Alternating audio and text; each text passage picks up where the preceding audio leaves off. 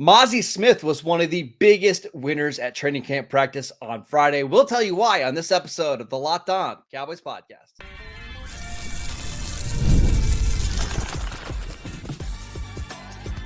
You are Locked On Cowboys, your daily Dallas Cowboys podcast. Part of the Locked On Podcast Network, your team every day. Welcome back to the Locked On Cowboys podcast, part of the Locked On Podcast Network, your team every day. We'd like to thank you for making us your first listen of the day. Today's episode is brought to you by FanDuel. Make every moment more. As the playoffs wind down, the sports stop sporting the way we'd like them to. But this summer, FanDuel is hooking up all customers with a boost or a bonus daily. That's right. There's something for everyone every day, all summer long. Just visit FanDuel.com to get started. Welcome back. I am your host, Marcus Mosher. You can follow me on Twitter at Marcus_Mosher. Joining me today, as always, is Landon McCool. You can follow him on Twitter at McCoolBCB. And joining us today, if you're watching with us on YouTube, you can see sitting right next to Landon is our good friend. Yeah, right next to him is our good friend, John Owning from Pro Football Focus. You can follow him on Twitter at John Owning. Both of the fellows were out at Oxnard today watching the Dallas Cowboys practice. So, John, I want to start with you because you are our guest. Talk to us about Mazi Smith because there's been some, let's say, differing reports about how Mazi has done at training camp. What did you see today? Yeah, it was funny because right when me and Landon arrived at practice are at the same time, and the first thing, I'm saying hi to everybody that I haven't seen in a while. And the first thing everybody brings up is how disappointed they've been in Mazi Smith. Every single one. And some people were even saying how he was the third best nose tackle on the team behind Dennis Daxon and Carl Davis. So, my expectations were pretty low going in. And, at the beginning of practice, they run through run drills and you see them work on their footwork, taking on doubles and combos. And you can see that there's still some indecision in Mazi Smith's game there. You could tell it's not totally natural for him like it is for some of the others. And then they go in the one-on-one pass rush drills. And we know that's not where Mazi Smith is going to thrive. He gets too upright. He's not able to generate power, not able to play athleticism and use his really powerful rotational strength to get to the QB. But once we got into the inside run, 9-on-7 in the team drills, he really, really impressed me with his ability to not only clog gaps, but also take on double teams to keep the linebackers free to flow to the ball. And as well, some things he did well is on those combination blocks. When one blocker climbs to the second level, it's on that nose tackle to then shed his block, get into his gap, and make a play. And Mazi did that on at least 2 occasions. So I was really impressed, especially coming in, with everybody saying how poorly he was performing. Today was really the opposite. He was, to me, by far the best nose tackle on the team. Like everything that everybody was talking about, I didn't really see today. I saw a guy who was performing very well. And obviously it's my first day at practice, so I don't have the history of knowledge like somebody Landon who's been there longer. Yeah. So, but from what I saw today, he was incredibly impressive against the run. Landon. Yeah, I mean, I think, it's interesting because, I was standing next to John, hearing some of the same opinions. And I think where those opinions are all correct. I think everything that they said, the people that we talked to, had opinions that were not, incorrect. I think where we differ and where, I think especially after what we've seen today is that this is a very much a work in progress. This is the second or third day of pads. And Mazi, notably, obviously missed the entire offseason. So he didn't really get a chance to truly work on technique and the kind of technique that John's talking about that he really needs to work on, that he actually, I think, really showed a lot of improvement in, is his hands and his hand technique and his hand work. And I think his hands will kind of unlock a lot of the other issues that you see with him, as his leverage issues. I think, as a pass rusher, he's always probably going to come out and stand up a little bit. That's just kind of, unfortunately, something that he's going to need to continue to work on. But that's not what we're asking him to do. That's not, what he's here for. The job he's here for is what John just described. He's taking on double teams. He's keeping the guys behind him clean, to letting them flow to the football. And I think if you're measuring that as a success, on the scale of success of what he's actually going to be doing on NFL Sundays, I think especially today, you saw that, in Mazi Smith, and you saw a guy that is improving. And this is only, like I said, 3 practices in. Imagine where he could be, 2 or 3 weeks from now. And we also saw the positive effect of when Mazi is playing at his best against the run. We saw Damone Clark and DeMarvion Overshawn make a ton of plays against the run because they were able to flow to the ball freely. They're both extremely athletic linebackers. I mean, when Overshawn closes to the ball, he's like a dang blur. You know, it's really impressive to see the way he closes down on ball carriers. And they can't do that when they're getting encumbered by blockers coming to the second level immediately when the ball is snapped. You know, Mazi was making them take their time to get to the second level that allowed the linebackers to flow, to get to their gaps, to get on top of the blocks, to be able to play downhill, all the things that would allow a guy like Damone Clark, who struggled a lot last year, to allow him just by being more free from blockers, his level of play would definitely improve. So, John, I want to ask you, I mean, I know a lot of times at these training camp practices, you watch the one-on-one drills. And if a defensive tackle like Mazi isn't performing well in one-on-ones, maybe you believe he's just not having a good training camp. But it seems like, and just some of the clips that I saw from you, maybe the one-on-one drills aren't going great. But once you get to the team drills, that's where his play rises. Would you agree with that? Yeah, exactly. And I think that could play a part in why, like you said, a lot of people had down opinions on Mazi because – let's be honest, in one-on-ones, it's really easy to focus on who's doing what, who's winning, who's losing. But when you're in these 9-on-7 and team drills, you have so much stimuli that you have to take in. It's really hard to zero in on something unless you are, you know, staring at it before the snap starts. You know, once that snap goes, it's very chaotic. You know, you're looking where the ball is going. You're looking to see what the defense is like, structure's doing. So it's really hard, I would say, for people that aren't zeroing in on that defensive tackle, that defensive line focus before every snap. It's really hard to get like an accurate portrayal of how that player played in those type of environments. And to piggyback on what he's saying, I mean, is there any fan base that has less muscle flex in how to scout a nose tackle than the Dallas Cowboys fan base? I mean, we haven't had to watch, you know, a high round nose tackle in order to see if he's good in so long that we kind of lost the plot on this. We all we know is, get upfield. That's what a defensive lineman does.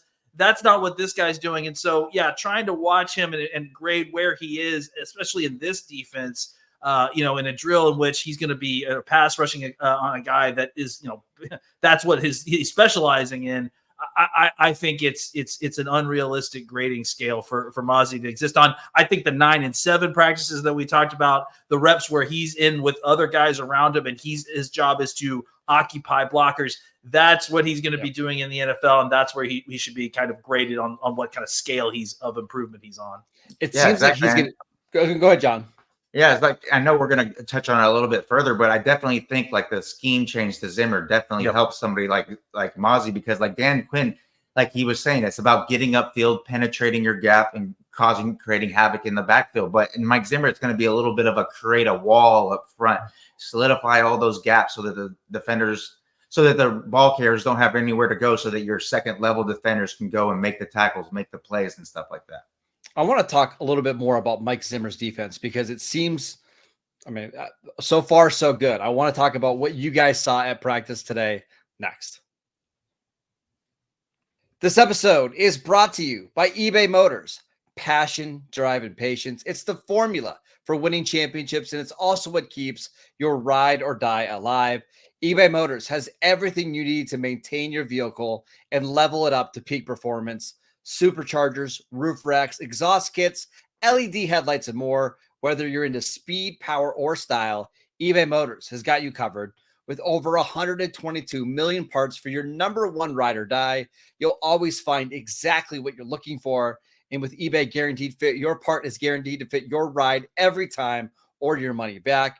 With all the parts you need at the prices you want, it's easy to make your car the MVP and bring home huge wins. Keep your ride or die alive at ebaymotors.com. Eligible items only. Exclusions apply. eBay Guaranteed Fit only available to U.S. customers. Welcome back to the Locked On Cowboys podcast. Are you watching Fox Sports or ESPN on your TV all day? Are you having to turn down the volume because of all that shouting? Make the switch to Locked On Sports today, a free 24/7 sports streaming channel program for you every day to bring you the biggest stories without all that unnecessary screaming. Locked On Sports today brings you can't-miss analysis, opinions, and news, streaming 24/7 on YouTube or on the free Amazon Fire TV channels app. part of the Locked On Podcast Network, your team every day. All right, we are back here with Landon McCool. Follow him on Twitter at McCoolBCB. And we're, of course, here with John Owning. You can follow him on Twitter at John Owning. Make sure you check out his new article that went live today on Pro Football Focus on his 3 biggest takeaways from Dallas Cowboys training camp. And, John, I want to ask you about this defense. How do you think the players have adapted so far to Mike Zimmer?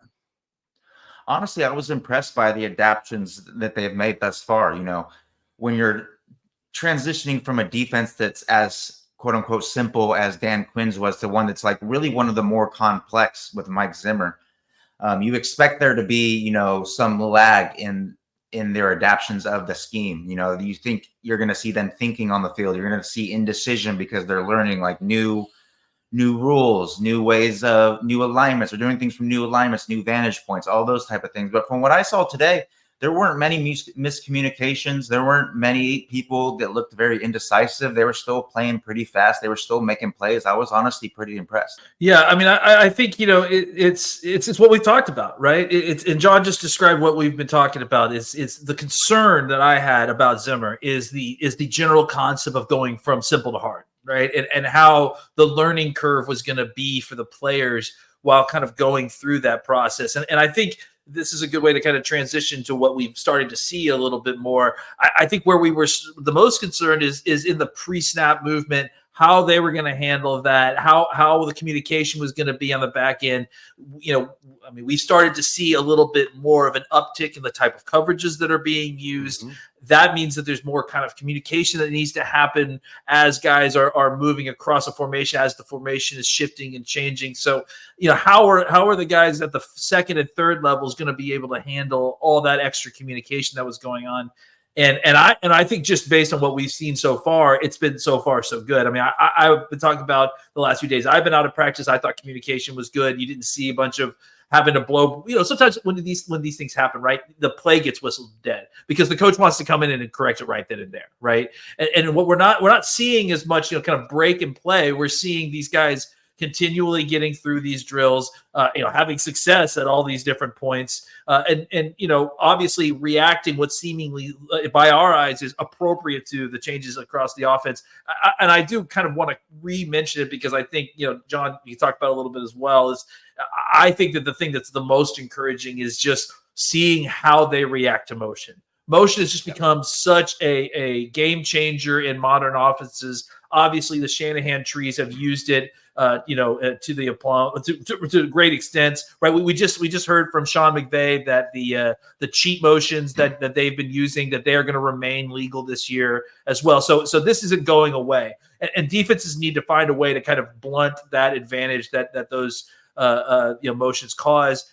I think what we saw today is a defense that was reacting to pre-snap motion, was reacting to shifts and changes, and rotating and making changes appropriately, and then most importantly, you know, like actually executing, like, you know, sound defense behind it. Because that's the thing, is that sometimes like the changes happen, and if the communication isn't good, it's not enough to just hear them communicating and then give them a good thumbs up. If a guy drops into, you know, cover 3, you know, silo, and he's supposed to be cover 2 in the flat, you know, that's not good. So it seems like everything still is remaining sound. You're not seeing huge, you know, wide open holes in the coverage that aren't supposed to be there.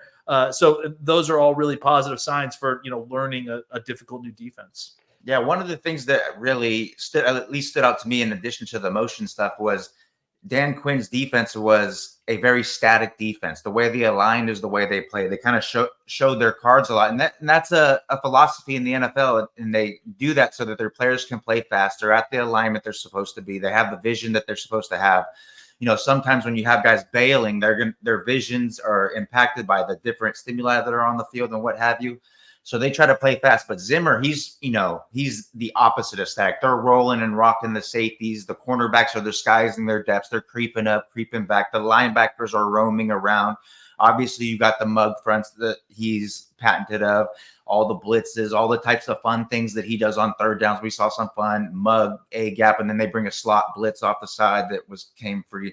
And they looked really good in their disguises. That's the thing. John and I, several points were like, oh, he's coming. Here comes Wanye. And then he burst out, and suddenly he's in the flat on the opposite side of the formation. And so like they've gotten really good at like not just like operating, but also the disguise element, hey, here I come, and then dropping back into their spots. I mean, we saw on a handful of snaps, Wanye Thomas lined up near the line of scrimmage, and then he bails the single high, or he bails to a quarter, or even bails to a half field. There was a lot of the thing that is most impressive is the array of defenses that they're playing and that they're executing still at a pretty good level. I mean, today, the only problem that I really saw the defense have was when they were playing single high against play action, because the deep safety was a little bit slow to nail down on those post crossers. But besides that, I thought they handled most things really, really, really well. Landon, you've been at practice all week long. Have you noticed any player or two that you just think is a significantly better fit outside of Mazi in Mike Zimmer's defense compared to Dan Quinn's? I mean, again, I know we're 3 padded practices in, but is there anybody that's really stood out to you that way? Well, I mean, I think what we can all agree on is that the linebackers look better, and I think it's because of what we've just been discussing. Like, I think, I was joking with Kyle Yeoman today that like, it's funny that, everyone's talking, crap about the defensive tackles, and then, man, but the linebackers are flying to the ball. They're free to like not have to be, getting off blocks and everything. And it's like, those two things are not unrelated, guys. So, and I think that's what, is my note here, is that it feels like guys like, and I guess the first one that came to my mind when you mentioned it was Damone Clark. I think Damone Clark has looked really good out here. And maybe it's because he's taken another step. I mean, obviously, we talked about DeMarvion Overshown. He's going to be a huge part of this defense. But I also think that Clark looks significantly better than he did last year. And I think it's because, A, he's not having to think as much in this defense. And B, he's not having to take on and get off blocks the way he has, because he's able to kind of just roam free and make his reads, because he actually has been kind of covered up a little bit when you get into these 9 and 7. So I would say at this point, the defensive backs look very comfortable. I definitely think they all fit. And that's I think there's no drop off, at this point for the defensive backs. I think that the linebackers, to me, there's a positive, like, and I think that's where I feel like I've seen the most positive improvement. John? Yeah, I also believe that guys like you said in the secondary, guys like Wanye Thomas, who are going to be enabled to use their versatility a little bit more to have a bigger role in the defense and make more of an impact. Wanye is a guy, he can play deep, he can play in the box, he can do some things against tight ends. He's really good in zone coverage. He takes good vision, those type of things. And I saw him make a couple plays today, and I think he's someone who is going to find a bigger role in Zimmer's defense, in the array of coverages that Zimmer is going to use is going to benefit someone like Thomas, these guys who have a wider range skill set, and it's not as narrow as someone, say, like Nashawn Wright, who's only going to be good in those vertical silo, cover 1, cover 3 type situations. Though Nashawn Wright has looked good. Real quick, he did some good stuff. He had a really nice pass breakup on a comeback route against our boy Tyron. Yeah, it feels like every time he goes against, he's the only guy who can stop Tyron Billy Johnson. Yeah, it seems like Tyron Billy Johnson's been absolutely outstanding, unless he's been covered by Nashawn Wright. And then Nashawn Wright is guaranteed to be in the position to make the interception and not make the interception. I think I've seen that 4 times so far, just in the last 3 practices. Problem is, if he has to guard any route that breaks inside, he is. Yes. We're gonna transition over to the offensive line, but before we do that, John, I have one player I want to ask you about. Kalen Carson, the Cowboys' day 3 corner. It seemed like, again, I'm only reading from the tweets. You guys are on the practice field. It seemed like he had a pretty good day today. Is that correct? He's incredibly impressive, and just his ability to match the receiver's physicality at the top of the route. There were a couple of times when David Durden was trying to get really physical with him at the top of the route to try to create that late separation to get grabs on. I saw an out route and on a stop route. And Kalen Carson did a great job playing with his hands, but not being too grabby, not being too handsy, just matching the physicality. And then one thing that I'm a stickler for with DBs is when they reach to go to deflect the ball, they reach instead of swipe. And he's doing a really good job of reaching into the breadbasket, as they call it, where they're trying to catch the ball. And he created a couple of knockdowns today like that. And it's just having those type of fundamentals down as a rookie and being able to express them on a football field already, it's really impressive. One guy real quick, I got it before we move on to the offense. one guy who has not had a good camp, it feels like, if we can, if we're going to say stock down on, it just does not feel like Junior Fajoku is a fit at defensive tackle. We watched him today at practice, and it just felt like there was just times when he's just getting manhandled. He can't get any traction as a pass rusher. He's not athletic enough to be a speed pass rusher, and he's not strong enough to be a power hold tackle. up against those combos. Yeah. He was getting blown gap over a couple of times today. Yeah, so I'm a little concerned about that he may not be a good fit in this defense, and that they just may not have a home for him. One more thing before we move on. I strongly disagree with you, John, that 41 isn't a great number for you're going to give us Newman. Eyesore.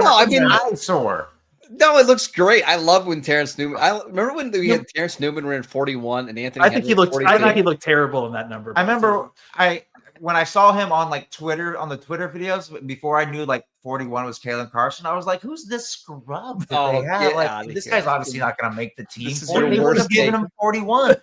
Worst thing. I go out there and you see him just making all these plays, and I'm like, bro. He's making 41 look good. We can all agree he's making 41 look good right now. Yeah. All right, let's get off this topic and talk about some offensive linemen. We'll talk about Terrence Steele next. This episode is brought to you by FanDuel. Listen, I love sports. I love them so much that I never want them to stop. There is nothing better than sitting on my couch at the end of a long day and turning on a game. But unfortunately, with the playoffs now over in the NBA and in the NHL, we just have fewer and fewer games to watch, and the sports aren't sporting the way that I'd like them to. But FanDuel lets me keep the sports going whenever I want. All I have to do is open the app and dream up bets anytime that I'm in the mood. And this summer, FanDuel is hooking up all customers with a boost or a bonus daily. That's right. There's something for everyone every day. All you have to do is head over to FanDuel.com and start making the most out of your summer with FanDuel, the official sports betting partner of Major League Baseball. Welcome back to the Locked On Cowboys podcast. Hey, special note for everydayers. We're going to have another show for you that's going to probably come out Sunday. I think the Cowboys have a practice on Saturday. So Landon's going to be out of practice. We'll record. So make sure you're looking for that on YouTube. The podcast itself will drop on Monday, but you will get a special episode of the Locked On Cowboys podcast a day or two early on YouTube. So be on the lookout for that. But let's finish up with some offensive line talk. It's been way too much defense early on. John, talk to us about Terrence Steele, because it seems like, and again, this is only from the outside, it seems like he is having a much better camp than he was at this time last year. How did he look to you? Yeah, I was really impressed with him. He looks like he's rounding back into the 2022 form of Terrence Steele.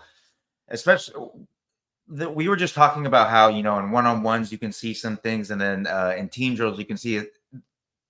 During the one-on-ones with Terrence Steele, I was really impressed with his ability. There's especially one rep against DeMarcus Lawrence, where Terrence Steele did a good job firing out of stance, staying balanced, getting to his spot.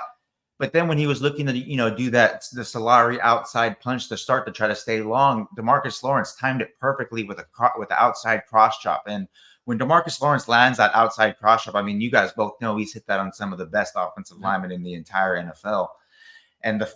And when he does that, it's usually a death knell for whoever would offer offensive tackle he's going against. But Terrence Steele did an excellent job of immediately replacing that outside hand with his inside hand so that he can latch onto Lawrence's frame and then push him and ride him outside past the pocket.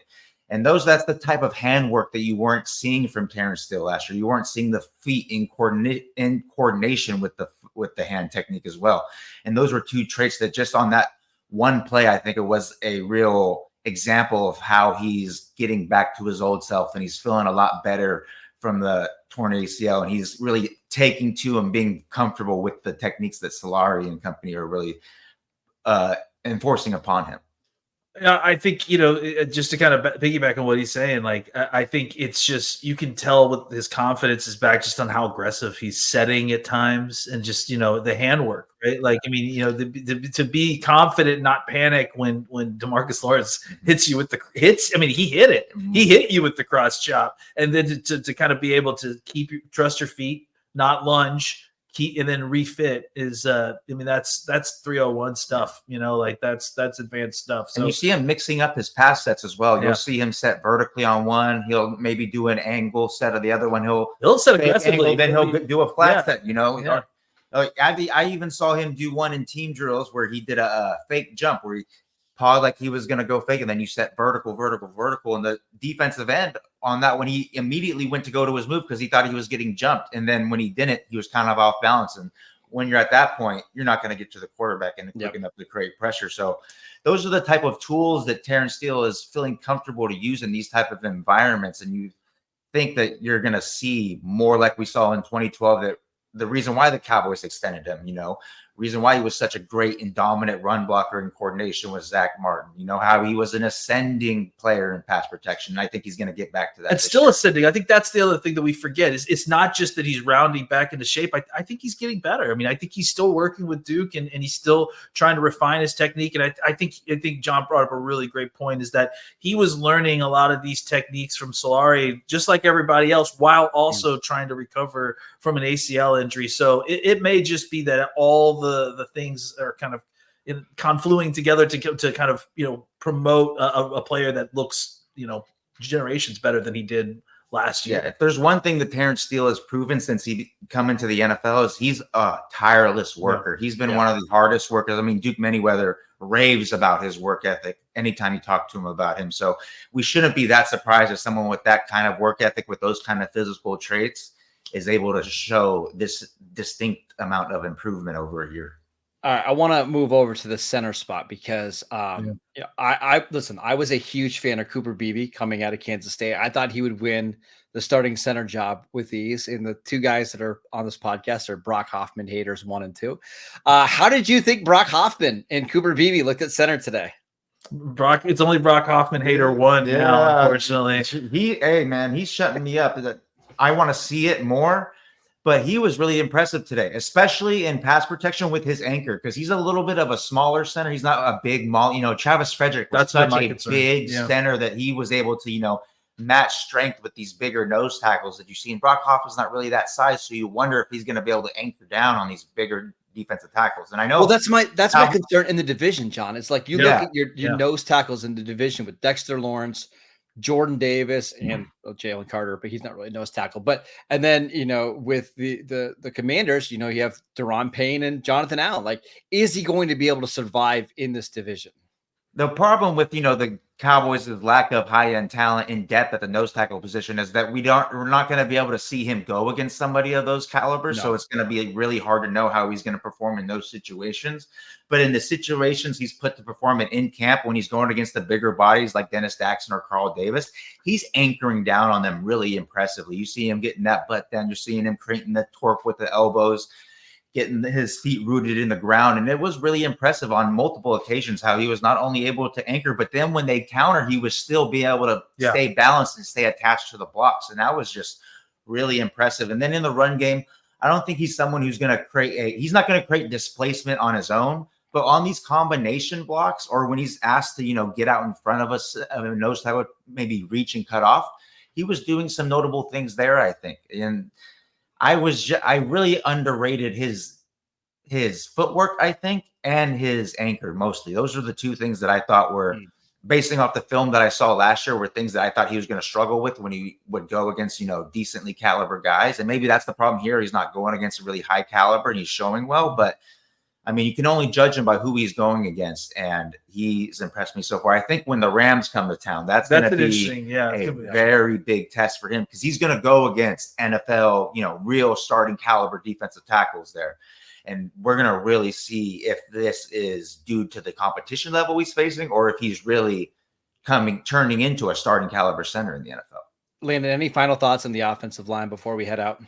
Yeah, just to kind of piggyback on that, today was the first day that I think I've started to believe a little bit more that I think Brock Hoffman's going to be the starter at center going into the regular season. And it's not going to be because Cooper Beebe is necessarily performing poorly, though I don't think he's necessarily had the kind of camp that would imply that he's going to be the You starter. had some great tidbits on what you thought was his issues or the leaning on blocks. Honestly, just to get real quick, is that I think he's struggling to transition post snap. Like he's struggling to kind of transition to a blocker, like in getting his hands and getting balance. And at times he's just leaning on his blockers on his blocks because he's snapping and then he's getting to the blocking blade. Is he just a guard in the NFL? Do you think? Oh well, that's what I was just going to say. I think the further along we get along into this, the more you eyeball that Zach Martin situation.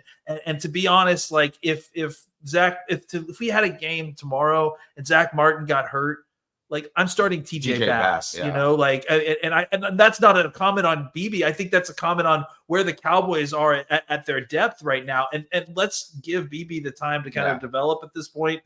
I think, Hoffman has been more than adequate at center, and he's converted me because he played better than I thought he would last year during the regular season. I came in, full go on BB because I also want a bigger center, but I also think that Hoffman has changed his body a little bit. He looks like a different player. Let's put it in perspective. This is Cooper Beebe's second full practice at center in pads. Yeah. This is time. The fact that he's struggling a little bit of technique is something we should probably have expected. Yeah. I think we were just such big fans that we expected him to really transition kind of seamlessly into the position. But we got to remember, he was a third-round pick.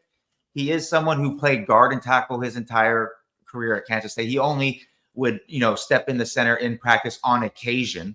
So these are his first 2 practices of his entire life where he's playing center full time. So we should give him the space. Some time. We should give him the space that we just prescribed for Mazi, to be honest. Exactly. So yes, absolutely true. All right, that is it for today's show. We want to thank you for making Locked On Cowboys your first listen every single day. Make sure that you check out the channel on YouTube and wherever you get your podcasts. We are free and available on all platforms. Go check out John on Twitter at John Owning. Make sure you go read his article at Pro Football Focus on his 3 biggest takeaways from Dallas Cowboys training camp. Go follow Landon on Twitter at McCoolBCB. I'm at Marcus _Mosier. Have a great weekend, and we will see you right back here on Monday.